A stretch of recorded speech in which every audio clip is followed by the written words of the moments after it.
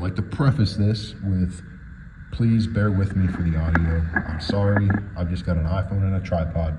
Shout out to you know who you are for loaning me the tripod. Thank you. I apologize for the poor audio. Just bear with me on that. This is more of a visual video anyway. I'm not really going into why a whole much on why I'm doing a lot of this. This is more of just like what I have.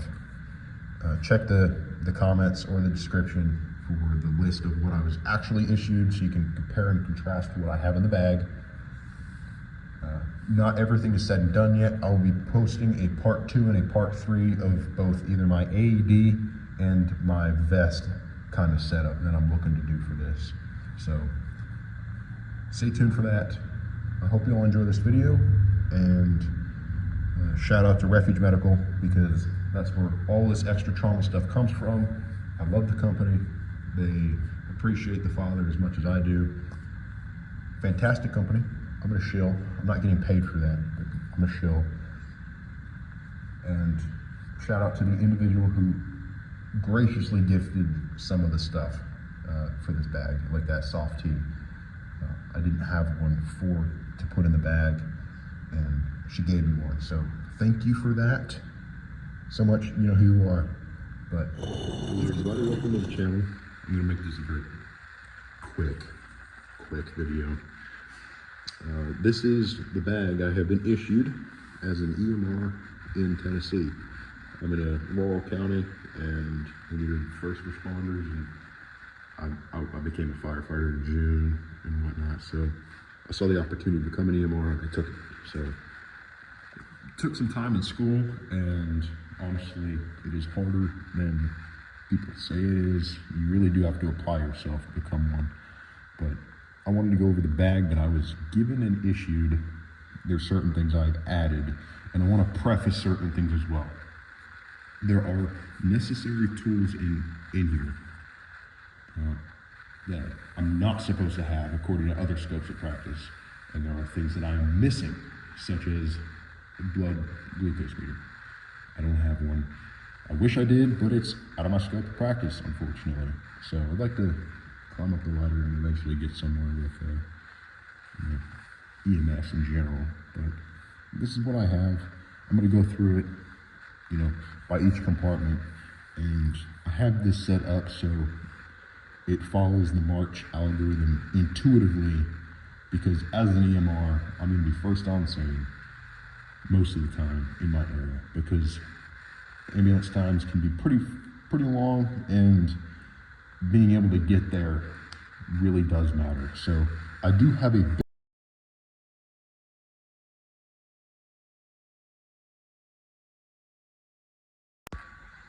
that is the entire county that I get calls for, and that's too far away. So you just heard that, but let's jump into this. So here we have vitals and BSI. This is a pretty important, aspect to this. Another thing that I'm working on, I bought a vest from J&K Safety. It is the same vest that Grindstone Ministries uses, but I bought one that matches this color scheme, and I'm going to be using it as kind of like an admin, system, because I don't want to have notebooks. I don't want to have anything like that in this bag.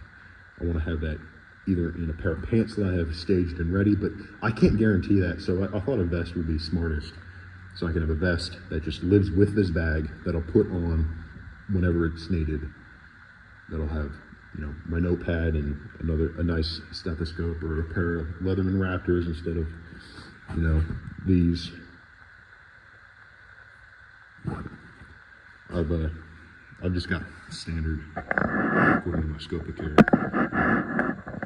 There would be a glucose meter in here because there are a lot of fat people and diabetics in my area, but it's an invasive procedure, and I'm not allowed to, I guess. But I got a pair of shoes. I've got a smaller blood pressure cuff, a larger one. I've got a Pupil Pen for Pearl. I've got a kind of shitty, and I want to buy a new one.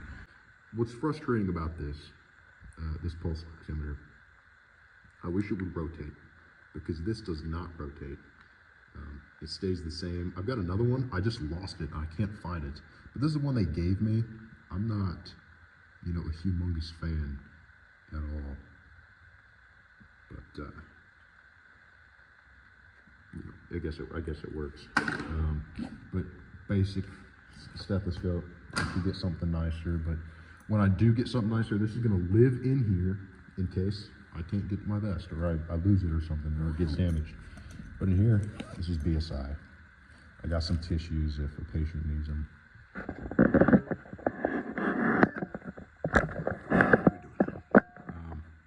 So this is just BSI. I've got 2 N95 pair of glasses. This is if a patient needs tissues, or if their nose is running, or if somebody's crying.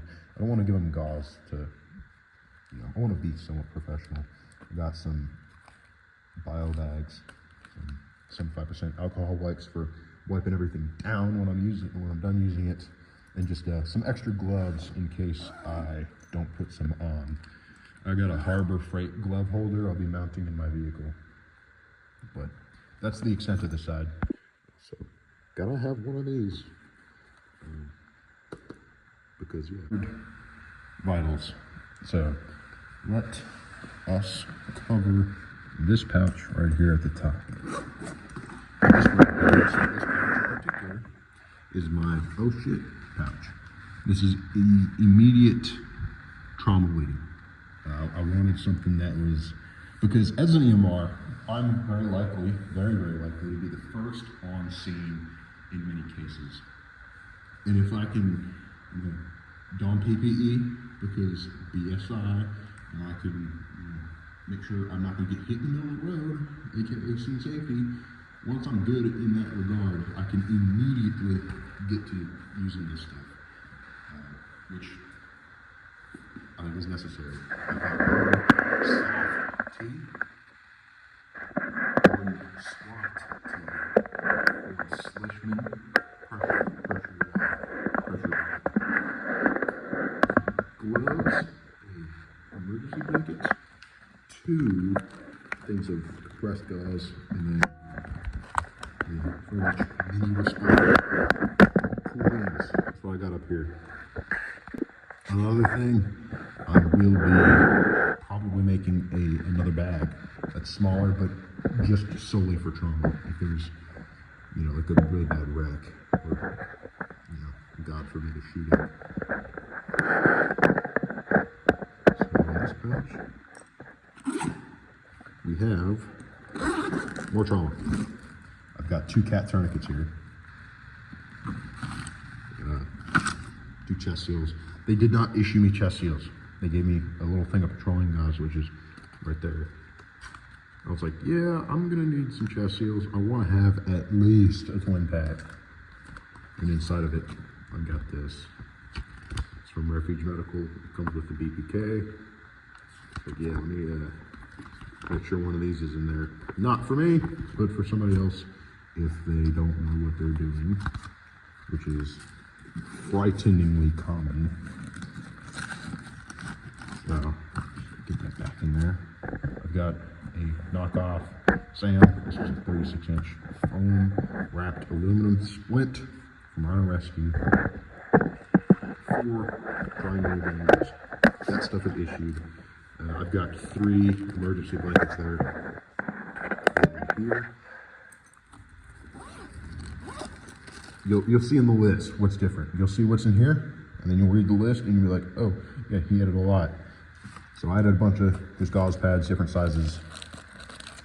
This is that petroleum gauze, which is not adequate for chest seals, in my personal opinion. Yes, you can use a wrapper, whatever. I'm not doing it. 2-inch tape, 1-inch tape. Some, you know, like, I think I call it acrylics. It's just like that weird spongy gauze, like wrapping. I got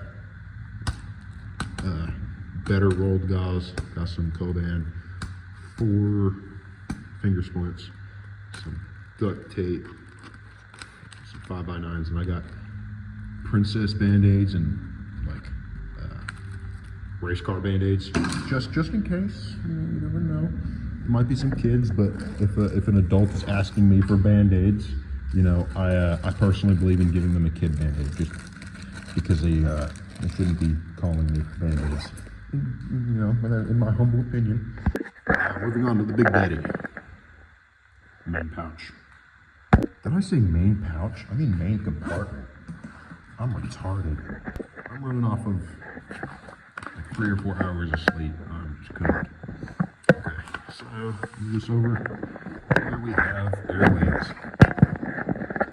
Got some jelly lube, some of that good stuff for getting freaky with the IGELs. And I got the IGEL. I forgot the actual name for it, but it holds the IGEL. It straps around the patient's head.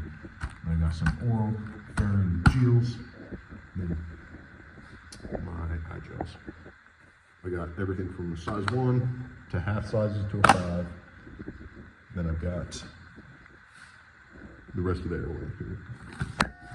Outside of this is just big, and I can't fit it into the other Truama. But 2C collars. Start from the bottom to the top.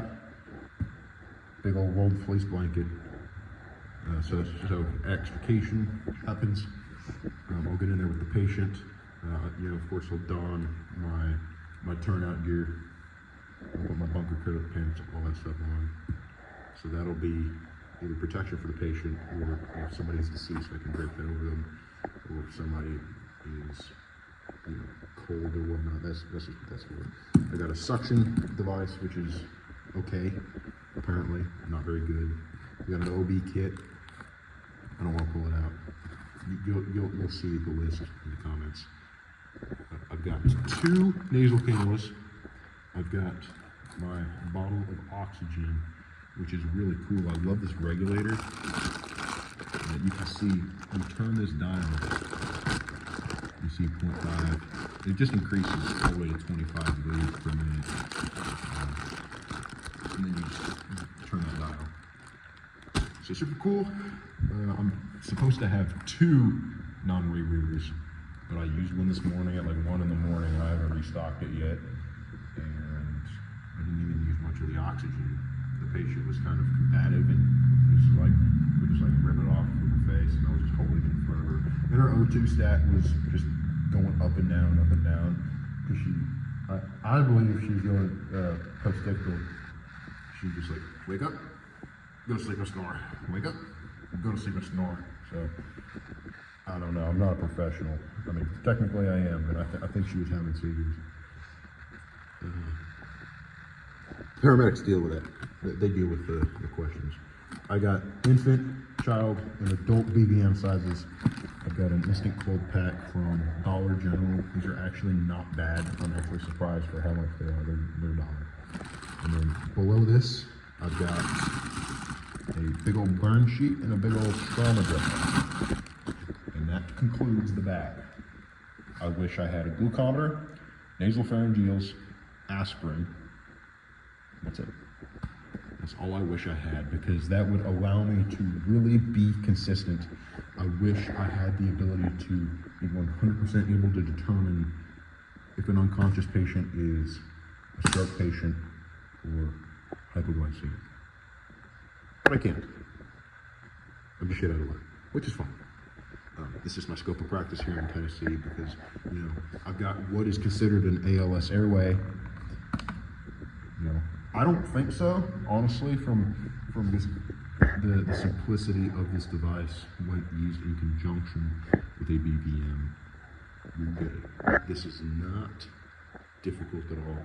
I understand why it is ALS, but I like it being BLS. But I also don't like nasal pharyngeals. You know, I wish I could have those, but I don't know shit. The medical director knows shit. I don't know nothing. I don't know much. I know how to put a nasal pharyngeal in from both, you know, TCCC classes, and we did it again because in terms of the national registry, I have to know how to put in a nasal pharyngeal. so I had to do a sign-off skill sheet for that, if I remember correctly. But yeah, this is not within my scope of practice. But other than that, this is cool. This is a stat pack. I don't know if I mentioned it in the other video. I won't rewatch it. I forgot what I said. All the footage got corrupted. This is a stat pack responder. This is an amazing bag. This is not the G3 model, and the G3 model has like a better material that won't get AIDS blood in it. But other than that, you're good. I love this bag. I would, if you're looking for a bag like this, get a stat pack. Now this, these shoulder backpack straps, I do not like them being all unfolded. So I have them. I don't even know if I mentioned that already. I'm probably talking twice. I like them folded. So if there's search and rescue, or if I'm going up and down stairs, or if I have to walk quite a ways, or if my hands are full, I can just throw this on my back and forget about it. You know, I like to go rucking. This is pretty, when this is all zipped up, it's pretty flat on your back, and I think it feels good. It feels really good as on your back. Now, would you go rucking in it? Probably not, but it's all right. It's all right. I love to go for rucks. My most recent big boy ruck was 25 miles. We walked the peninsula back and forth in the land between the lakes. That public land up there. So we walked back and forth. Whole thing. It was 25 miles. Fantastic. Absolutely fantastic. But yeah, so I'm used to heavy stuff on my back between that and SCBA, but good bag. I love it.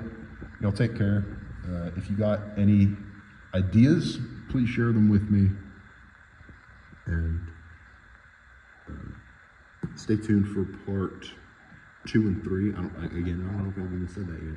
And there might be a part 1.5 of a separate trauma bag. So stay tuned for either 1.5, 2, or 3. Because I'm going to do a review on how I set up my vest and how I set up my AED. Those will come in the future. I don't know exactly when. But it'll be soon. I'll take care.